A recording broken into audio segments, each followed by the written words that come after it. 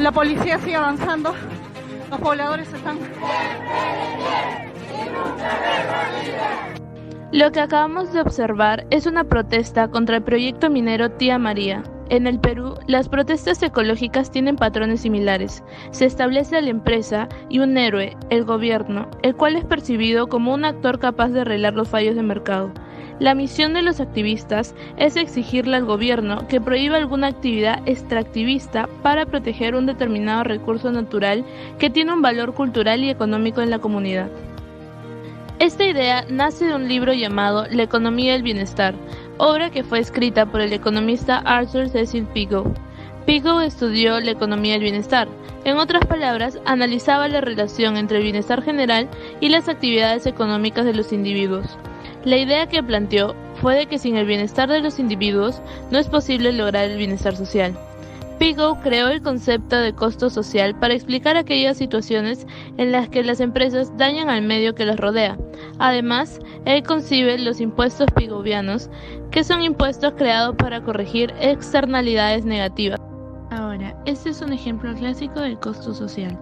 Empezamos teniendo una empresa que genera humo al funcionar, la cual causa que la población cercana se enferme debido al humo tóxico de la fábrica. En consecuencia, el dueño de la fábrica responde por los daños, la empresa paga un impuesto que compensa el daño causado y la empresa se aleja de la zona residencial.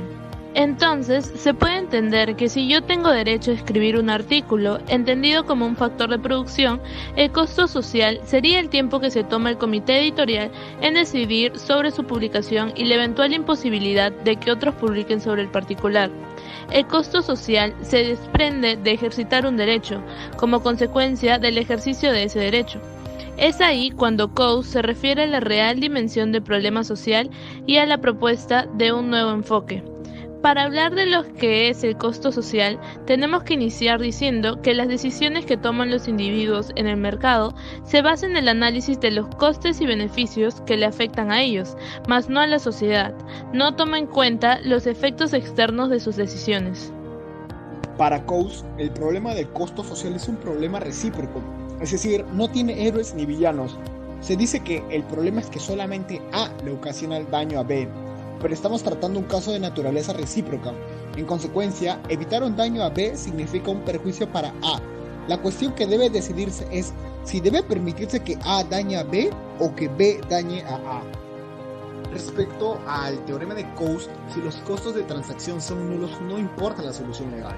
Si estamos en una situación en la que A hace daño a B para desarrollarse empresarialmente, existe un costo para B. En tanto el daño producido por A sea menor que el costo que tendría que reparar este daño, es más racional dejar las cosas como están. Por otro lado, si los costos de transacción son muy altos, es importante una situación legal para resolver el problema. Cuando las transacciones de mercado son tan costosas que dificultan la negociación que pudiera tener las partes. En tales casos, la justicia influye directamente en la actividad económica. Las implicaciones del teorema de Coase. No es necesaria la intervención estatal para corregir las externalidades, pues esta es corregida por las partes mediante la negociación. Por ejemplo, hay un granjero y un ganadero. El ganado suele comer partes de las cosechas del granjero constantemente, y existe un punto en el que ambos pueden llegar a un acuerdo que los beneficie a ambos. Existe una cierta cantidad de grano que el granjero puede aceptar perder a cambio de una compensación por el ganadero, y hay una cierta cantidad de ganado extra que el ganadero puede tener. ¿Y cuáles son las circunstancias correctas? Pues cuando tratamos el problema de reordenamiento de los derechos legales a través del mercado, se sostuvo que tal reordenamiento se haría a través del mercado cada vez que esto condujera a un incremento del valor de la producción, pero eso suponía transacciones de mercado sin costo. Pues en estas condiciones, la delimitación inicial de los derechos legales tiene un efecto en la eficiencia con que opera el sistema económico. Un ordenamiento de los derechos puede ocasionar un valor mayor de la producción que cualquier otro. Pero si este arreglo de derechos no es establecido por el sistema legal, los costos de alcanzar el mismo resultado alterando y combinando los derechos a través del mercado pueden ser tan grandes que este arreglo óptimo de los derechos y el mayor valor de la producción que ocasionaría puede que nunca se logre. Quiero agregar que el papel desempeñado por las consideraciones económicas en el proceso de delimitar derechos legales se discutirá en la sección siguiente. En esta sección consideraré la delimitación inicial de los derechos y los costos de llevar a cabo las transacciones del mercado. Cabe destacar que en el Perú no están claros los derechos de propiedad de los recursos naturales. Nuestro ordenamiento jurídico acoge el sistema dominalista regalista. La propiedad del suelo no comprende la propiedad de los recursos naturales. Por ejemplo, la Ley General de Minería y la Constitución indican que todos los recursos naturales pertenecen al Estado cuya propiedad es inalienable. Es decir, el propietario no puede aprovechar los recursos minerales que se ubiquen dentro de su propio predio. Siguiendo con el ordenamiento jurídico peruano, veremos la perspectiva de la Constitución de 1993 sobre los recursos naturales. Para eso nos remitimos al artículo 66, que dice que los recursos naturales en totum son patrimonio de la nación. Su exploración no puede ser separada del interés nacional por ser de universalidad patrimonial reconocida para los peruanos de todas las generaciones, pues los beneficios derivados de su utilización deben de alcanzar a la nación en su conjunto y se proscribe su exclusivo y particular goce, y el Estado es soberano en su aprovechamiento y establece su uso y goce. A su vez, para mayor entendimiento, creemos que este video puede ayudar a entender las consecuencias de este enfoque, el problema de la concesión, y nos explica sobre lo que está pasando con la minería en el país. ¿Qué es lo que pasa con la minería en el Perú? En el Perú, las cosas funcionan de la siguiente manera. Imaginemos a un sujeto que tiene un terreno en la sierra y encuentra oro debajo de su casa. Lo lógico, diríamos todos, es que se ha vuelto rico, ¿no? Sin embargo, la realidad es otra. Los bienes que están en el subsuelo, es decir, todos los recursos que encuentres debajo de tu terreno, como oro o petróleo, no te pertenecen a ti, sino al Estado.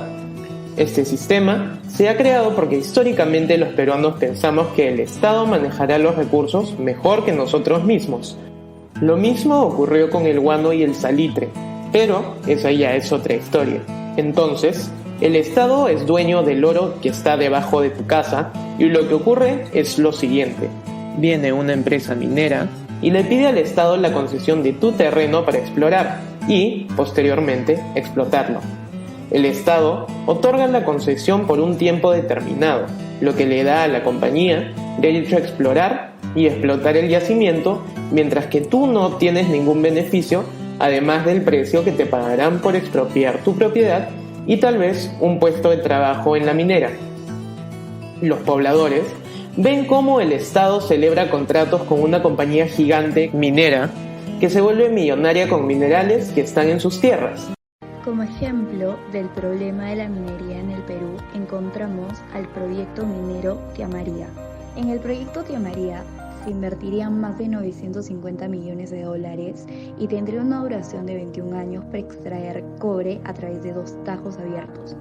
Asimismo, utilizaría las aguas subterráneas a través de pozos que se ubicarían en el valle del río Tambo.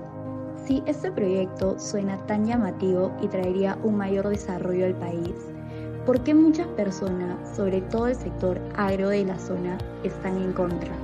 Los pobladores locales están en contra del proyecto minero, dado que este afectaría la disponibilidad del agua, lo cual limitaría la producción de arroz, caña de azúcar, entre otros productos en el valle del río Tambo.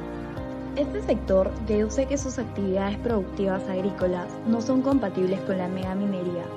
Además, alegan que este proyecto traería posibles daños ambientales. Por ello desataron marchas, huelgas de hambre, entre otras manifestaciones, para que no aprueben el proyecto. Pues para esta población, el agro está primero que la minería, dado que es su recurso de vida y es muy comprensible que lo quieran defender.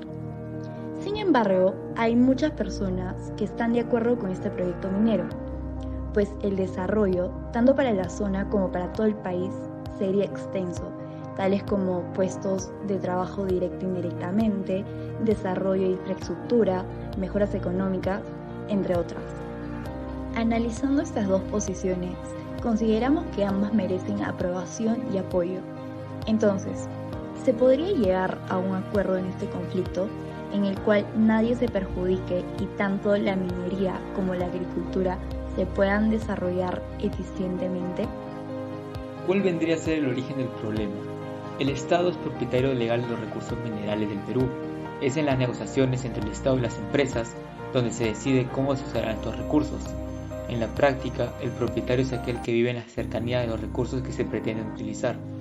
Si bien el Estado busca tener un enfoque no solo económico, sino también humano, como es la consulta previa, Lo cierto es que esta no es vinculante, por lo que es posible que el Estado, si así lo desea, atropelle los deseos de la comunidad para respetar el acuerdo que hizo con la empresa. Esta incertidumbre respecto a quién es el verdadero propietario dificulta las negociaciones, obstruye proyectos, retrasando el desarrollo del país y causa protestas violentas. ¿Cuál podría ser la solución? Es necesario que el Estado reconozca a las comunidades derechos claros de propiedad sobre los recursos minerales, derechos que deben ser permanentes en el tiempo de tal manera que las empresas extractivas y las comunidades puedan establecer acuerdos que beneficien a ambas partes. Sería lógico pensar que los impuestos mineros serán elevados debido a las transacciones, lo cual traería consigo el ulterior desarrollo del país. Pero ¿qué sucedería si desperdician el dinero? Un temor común respecto a este enfoque es el que las personas desperdicien su dinero. Esto es un error. En el libre mercado el desperdicio no existe porque nadie paga por un servicio que no valore o necesite. Las personas al comprar algo crean industrias. No existe nada más democrático que el mercado, pues en este las personas votan con cada decisión de consumo a cada momento. El verdadero desperdicio viene del sector público, pues en este las lógicas del mercado no funcionan. Un político no es dueño del dinero que administra, por ello no le importa desperdiciarlo en construcciones inútiles. Este gran desperdicio estatal es el motivo por el que nuestro país, a pesar de todos sus recursos, no ha alcanzado el pleno desarrollo. Como reflexión final, lo que los marxistas no logran entender es que el principal factor de producción es el hombre, su mente, sus músculos y su capacidad de crear. Pretender controlar el mercado es en realidad un intento por controlar la mente humana. Toda libertad está conectada a la libertad económica, los derechos de propiedad y el respeto al proyecto de vida del otro.